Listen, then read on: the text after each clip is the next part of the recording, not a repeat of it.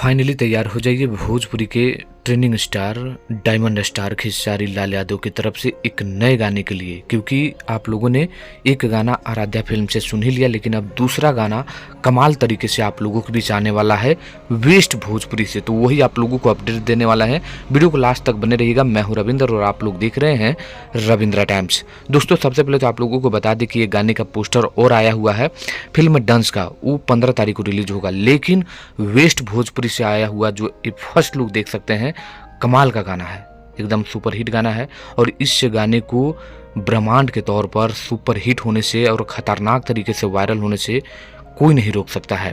तो ये वेस्ट भोजपुरी वाला बहुत दिनों से वेट है, जिसमें कोमल सिंह और खेसारी लाल यादव नजर आने वाले हैं। खेसारी लाल यादव और शिल्पी राज के आवाज में ये गाना है। तो तैयार हो जाइए, बेस्ट गाना, सुपर हिट गाना, डायमंड स्टार खेसारी लाल यादव का वेस्ट भोजपुरी से। तो बेहतरीन गाना है, बस आप लोग बने रहिए और आप लोग वेट करिए। 2 से 4 दिनों के अंदर ही ये गाना ये आप लोगों के बीच होगा। तो आप लोग कितना वेट कर रहे हैं कमेंट करके बताइएगा। धन्यवाद।